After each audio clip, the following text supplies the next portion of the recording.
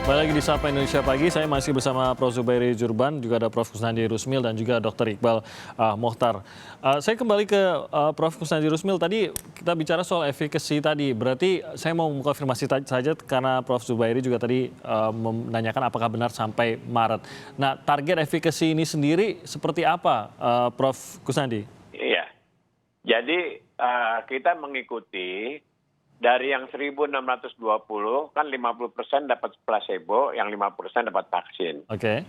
Kemudian kita ikuti itu ya dengan telepon, dengan kunjungan rumah ya. Berapa persen dari mereka yang dapat placebo dan dapat vaksin yang menderita COVID. Dengan kita kalau ada dia batuk pilek atau apa kita periksa PCR-nya. Gitu loh dari sana. Walaupun dia gejala yang nggak berat, tapi kita periksa PCR-nya.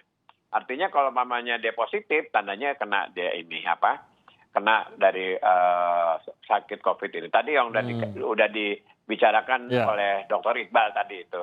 Nah, kalau dari penelitian ini kita tuh ada dua ya. Pertama ada dua step. Step pertama itu kita mengevaluasi 540 subjek pertama. Itu kita ikutin imunogen itu untuk melihat keamanannya dan juga efikasi selama 3 bulan. Itu baru 3 bulan. Nah itu Januari kita bisa ikutin itu. Tapi kalau kita mau 6 bulan selesainya Maret gitu loh. Kalau kita mau yang semuanya gitu. Ya. Akan lebih matang lah begitu, sederhananya begitu. Ya lebih matang gitu loh, lebih matang. Nah tapi ternyata nanti kalau kita akan cepat melakukan imunisasi, data-data dari luar, umpamanya dari Brasil, dari India, itu bisa kita pakai karena mereka lebih dulu melakukan uji klinik, barangkali dia lebih dulu selesainya dibanding kita. Walaupun sekarang masih pada jalan uji kliniknya. Jadi bisa disandingkan gitu datanya? Setahu saya kan memang data tersebut benar-benar pada masyarakat tertentu, di area tertentu, masa tertentu begitu, atau tetap bisa disandingkan walaupun data tersebut dari luar negeri? Ya, kalau fase 3 itu multi center. Jadi hasilnya antara center masing-masing itu harus sama. Jadi hasil di Indonesia, hasil di Brasil, hasil di China itu harus sama. Gitu. Jadi syaratnya itu fase 3 itu seperti itu. Nah ini kan sekali lagi Prof, ini kan masih uji coba. Bagaimanapun juga kita harus realistis bahwa namanya saja masih uji coba. Jadi ada saja kemungkinan bahwa ada sesuatu yang belum sesuai dengan harapan sehingga harus mungkin sedikit melangkah mundur untuk diperbaiki, untuk mengulangnya lagi ataupun diperbaiki dari sisi lain lah sederhananya, Prof. Berarti bagaimana masyarakat harus melihat realistisnya? Walaupun Profesor tadi mengungkapkan kemungkinan besar Januari sudah bisa diselesaikan, kalau mau lebih baik lagi diberi waktu sampai Maret penelitian ini. Tapi benarkah bahwa kita juga harus tetap realistis? Bisa saja namanya penelitian, sesuatu harus direstruktur, diulang ataupun diteliti ulang dan lain-lain, gitu Prof. Sekarang saya belum bisa banyak bicara karena saya belum mengukur berapa titer antibodi yang terbentuk. Belum, saya belum bisa. Ya, jadi itu masih terlalu dini. Ya, pada akhir tahun baru kita bisa tahu dari yang penduduk Indonesia, yang penduduk di Bandung. Jadi bagaimanapun juga proses masih tetap berjalan begitu ya? Iya, masih berjalan. Saya ke Dr. Iqbal lagi.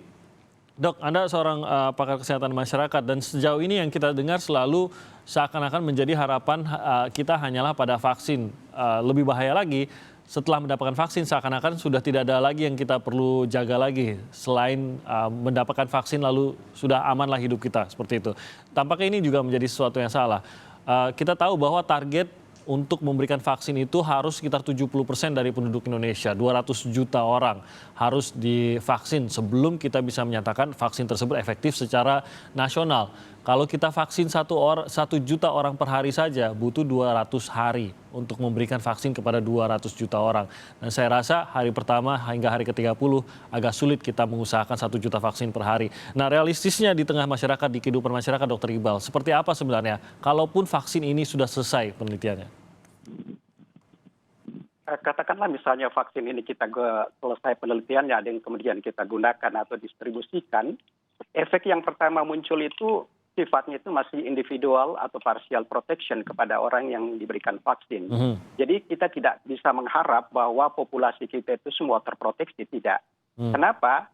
Terproteksinya populasi itu atau dengan kata kasar kita sebut sebagai herd immunity, itu hanya bisa akan tercapai apabila vaccination ini sudah diberikan kepada antara 50 sampai 82% dari populasi. Jadi kalau misalnya belum tercapai itu, maka kita tidak bisa mengharapkan bahwa seluruh populasi itu telah terproteksi. Dalam hal ini tentu saja dalam beberapa bulan hingga dalam 1 tahun pertama, walaupun vaksin itu telah di-launch, tetap standar precaution itu perlu kita gunakan. Jadi kita tetap perlu menjaga physical distancing, penggunaan masker, dan kemudian secara rutin mencuci tangan. Kenapa? Karena efek proteksi keseluruhan itu belum tercapai kalau kita hanya memproteksi kurang dari 50% ini. Jadi kalau seperti gambaran saya tadi, kalaupun kita punya vaksin hari ini, Dok, dan kita memvaksin 1 juta orang mulai hari ini, itu berarti hingga 200 hari ke depan kita masih akan hidup seperti hari ini dengan tetap menjaga jarak, mencuci tangan dan memakai masker dan mungkin tetap mengisolasi diri di rumah, begitu ya, Dok? Betul, itu pun dalam kondisi ideal. Jadi kita berharap bahwa vaksinasi yang diberikan itu secara tepat, kemudian respon imun yang diberikan juga bagus. Jadi maksud saya 1 juta orang yang kita berikan tiap hari ini memang fully protection. Nah, kalau tidak itu tentu kondisinya lebih rumit lagi. Apakah sebenarnya Dr. Iqbal, vaksin ini memang menjadi solusi satu-satunya atas pandemi? Atau bisakah kita mengatasi pandemi dengan cukup banyak menyembuhkan mereka yang terpapar atau ada cara lain? Sebenarnya memang ada narasi atau semacam statement yang menyebutkan bahwa kita masih memiliki cara atau alternatif lain untuk mengatasi pandemi ini, ya, tidak hanya dengan vaksin.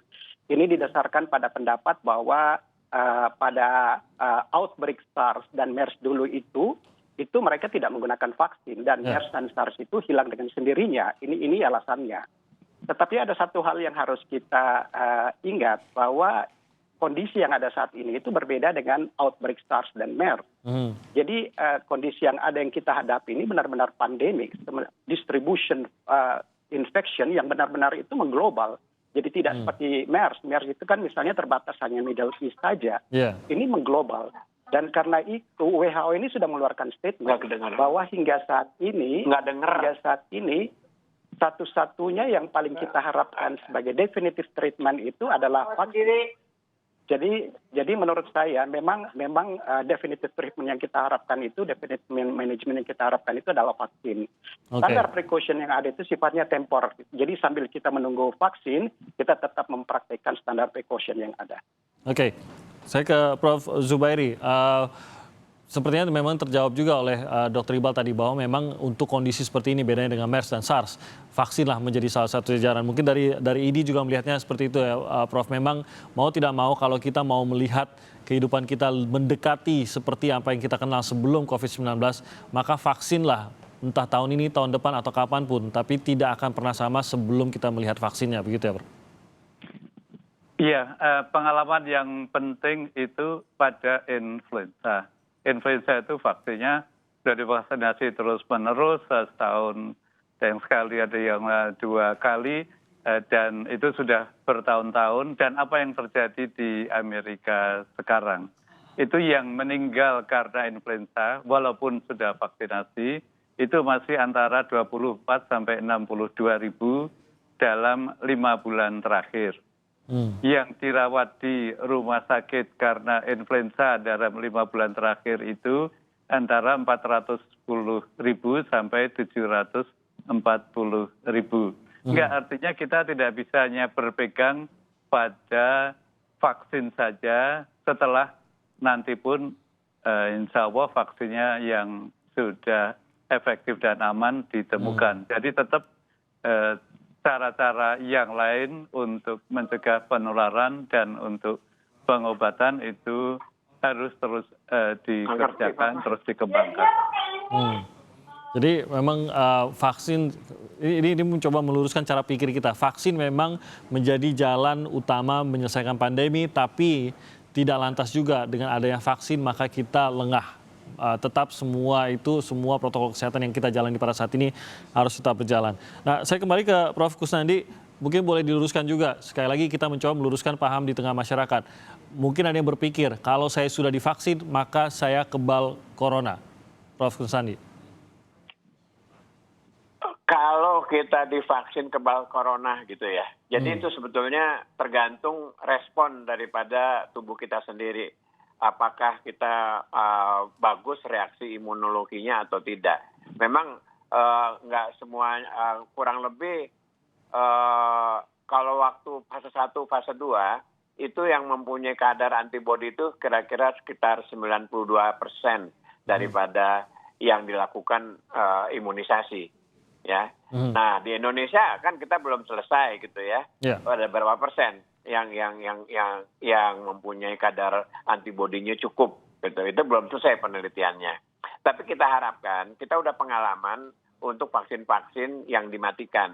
Seperti kayak vaksin untuk difteri, tetanus, pertusis, itu sama ininya jenis vaksinnya. Dan itu sekarang angka kejadian pertusis, difteri, tetanus itu kan udah jauh menurun sekarang ini. Karena cakupan imunisasi kita lumayan untuk itu, gitu ya. Kita harapkan untuk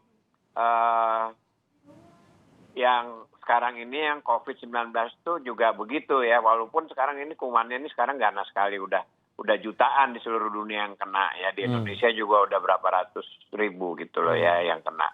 Nah itu ya, jadi kita tetap harus hati-hati ya, physical distancing tadi Pak Zubairdi tadi udah bilang juga, physical distancing, cuci tangan, makan yang cukup dan sebagainya, itu tetap kita harus jaga. Kita baru mengenal tentang virus ini gitu loh ya, kita belum banyak melakukan penelitian tentang virus ini. Jadi memang kita harus benar hati-hati sekarang ini karena korban udah banyak, tiap hari banyak korban. Ya. Kita sempat mendengar Prof mengenai adanya virus corona yang bermutasi. Apakah ini juga berarti ke depannya kita akan terus dipelajari mengenai virus corona ini sehingga vaksinnya pun kemungkinan juga akan mengikuti perkembangan tersebut, atau memang satu vaksin untuk seterusnya atau bagaimana Prof? Ya, kalau menurut ahli virologi mengatakan memang virus itu akan selalu bermutasi sifatnya untuk mempertahankan dirinya gitu ya, supaya dia itu bisa tetap ada gitu ya. Jadi dia kalau ada serangan dari luar, dia akan memutasi untuk mempertahankan diri. Nah ini juga begitu ya, sama untuk virus corona ini juga. Nah karena ini belum begitu lama virus corona ini, mutasinya itu belum begitu besar. Sehingga harapan kita vaksin ini masih bisa efektif lah untuk membunuh virus dari corona ini di Indonesia. Oke, saya ke Dr. Iqbal lagi. Dr. Iqbal, kalau Anda melihat harapan masyarakat akan vaksin ini sangat-sangat tinggi, tapi sampai saat ini pun kita masih melihat ada perilaku di tengah masyarakat yang masih rasanya bukan hanya saja tidak taat protokol kesehatan, beberapa bahkan tidak menganggap corona ini berbahaya sama sekali ataupun menganggap corona ini sebagai sebuah ancaman. Kita masih melihat ada acara kumpul-kumpul, beramai-ramai dan lain-lain, pelanggaran di sana di sini di beberapa daerah dan tempat, sehingga akan sangat sulit tampaknya kita untuk menjaga diri sebelum kita mendapatkan vaksin itu bagi seluruh masyarakat Indonesia, atau paling tidak bagi persentase yang dibutuhkan tadi 50-80%. Nah, sejalan dengan menunggu vaksin, apa yang seharusnya menjadi perhatian baik pemerintah maupun masyarakat agar jangan terus bertambah angka positif corona di Indonesia ini, dokter?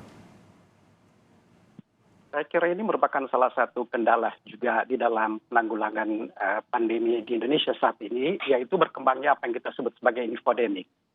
Jadi infodemik ini adalah perkembangan informasi yang tidak benar atau hoax, atau katakan bahkan informasi yang sangat keliru tentang vaksin ini. Dan ini informasi ini tersebar ke masyarakat itu didistribusikan oleh prominent people, oleh para artis, oleh para politician, oleh para pemuka agama. Nah, informasi yang beredar ke masyarakat ini itu beragam dan kadang-kadang sifatnya itu kontraproduktif. Ada misalnya yang menyebutkan dengan menggunakan bahan ini Anda akan bisa terbebas dari corona, apabila Anda melakukan aktivitas ini Anda tidak perlu menggunakan masker dan sebagainya. Ini adalah infodemik. ini sangat bertentangan dengan prinsip-prinsip penanggulangan pandemik yang sementara kita galakkan. Kalau infodemik ini terus bersirkulasi di masyarakat, itu akan menimbulkan kendala yang sangat besar bagi penanganan pandemi. Dan juga terhadap vaksin sendiri. Saat ini kita tahu bahwa ada komunitas yang jumlahnya itu cukup besar yang menganggap vaksin ini adalah abal-abal dan menganggap vaksin ini adalah nonsens. Mereka kelompok ini menyebut dirinya sebagai vaksin hesitancy atau anti vaksin atau vaksin refutants. Dan ini jumlahnya cukup besar. Kita kasih contoh aja di Amerika Serikat misalnya itu hampir sekitar 50% orang ketika ditanya apakah mereka akan menerima vaksin akan diberikan, 50% menyatakan tidak. Dan bahkan apabila diberikan secara gratis, sekitar 30% saja menyatakan bahwa mereka akan melakukannya. Kenapa? Karena telah tersebar informasi yang sangat tidak produktif yang cenderung mengangkat informasi yang keliru tentang vaksin ini. Katakanlah misalnya vaksin ini hanya merupakan konspirasi teori, vaksin ini bisa menyebabkan kecacatan, vaksin ini bisa menyebabkan kematian dan sebagainya. Jadi kompilasi dari semua informasi yang negatif ini kemudian memicu hal-hal yang negatif di masyarakat. Bukan tidak mungkin ini juga akan muncul di Indonesia ya, Dok ya? Iya, di Indonesia ini saat ini muncul. Dan banyak sekarang pandangan di masyarakat atau narasi yang menyepelekan standar precaution yang ada berkaitan dengan pandemik ini. Jadi mereka mengatakan masker tidak perlu, physical distancing itu tidak perlu, cuci tangan itu tidak perlu. Ini adalah akal-akalan saja. Bahkan ada yang menyatakan bahwa vaksin ini tidak diperlukan. Dan ini hanya alasan pemerintah saja untuk menggelontorkan ekonomi. Apa yang bisa dilakukan kalau yang Anda lihat dari beberapa contoh tadi? Yang pertama yang perlu kita lakukan adalah pemerintah perlu secara tegas itu melakukan penanganan infodemik ini. Jadi infodemik yang beredar kepada masyarakat ini itu kan memiliki risiko yang sangat besar kepada masyarakat. Karena bukan hanya akan mengganggu penyebaran infeksi ini, tetapi bahkan berpotensi menimbulkan kematian. Coba bisa dibayangkan kalau misalnya ada masyarakat yang menganggap bahwa dengan menggunakan alat ini dia kemudian bisa terhindar dari COVID, kemudian dia berjalan keluar melakukan pertemuan dengan orang lain secara dalam jumlah besar dan kemudian mereka menyebarkan COVID ini kepada orang lain. Ini kan merupakan hal yang berpotensi meningkatkan morbiditas dan mortalitas. Pemerintah dalam hal ini harus tegas. Kalau misalnya terhadap orang-orang yang melakukan infodemik seperti ini, itu perlu diberikan punishment, perlu diberikan hukuman yang cukup memberikan efek jera. Karena kalau tidak, ini akan menyebar ke masyarakat dan ini akan menyebabkan penghambat kemajuan penanganan pandemik termasuk juga di penyebaran vaksin nanti. Sebelum meluas lebih jauh lagi infodemik yang tadi dikatakan Dr. Iqbal ya, mungkin Prof. Zubairi dari IDI juga memiliki pengalaman juga mengenai hal ini. Saya berpikir tadi untuk mencapai 70% masyarakat atau memvaksinasi 70% masyarakat Indonesia saja sudah cukup sulit. Bagaimana jadinya kalau dari 70% itu 30% diantaranya menolak. Ini akan lebih menyulitkan lagi bagi tenaga kesehatan untuk memberikan vaksin tersebut, Prof. Iya, jadi ini semuanya sebetulnya terkait dengan perilaku, dengan human behavior. Di mana kita ini kalau mau merubah kebiasaan yang kurang baik ke arah protokol kesehatan yang bagus itu punya banyak tahapan. Pertama harus tahu dulu, setelah tahu belum tentu paham.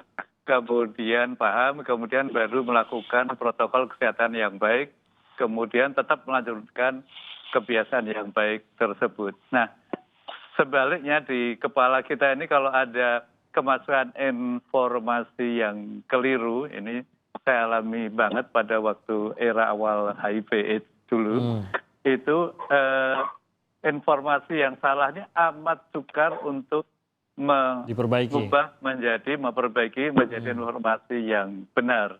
Karena itu saya selalu bilang bahwa training of trainers, bagaimana public opinion makers, bagaimana pemuka agama, bagaimana orang yang punya banyak followers ini perlu mendapat pelatihan agar memberikan informasi yang benar. Banyak juga yang memberikan informasi yang benar, namun masih kurang karena yang 1-2 yang memberikan informasi yang salah ini bisa.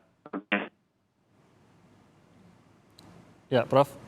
Oke, ya, memang untuk memperbaiki informasi yang hoax, yang apalagi yang mengusik ketakutan di tengah masyarakat, ini sesuatu yang menyebar lebih cepat daripada informasi-informasi yang baik. Ini juga dialami dalam masa COVID-19 ini. Nah, terakhir saya ke Prof. Kusnandi, pertanyaan lagi mengenai vaksin, yaitu mengenai efek samping dari vaksin ini. Kita tahu vaksin-vaksin lain juga dan obat-obatan juga seringkali memiliki efek samping. Nah, apakah ini juga akan bisa diketahui kalau memang ada efek sampingnya pada Januari atau Maret yang tadi Prof sebutkan?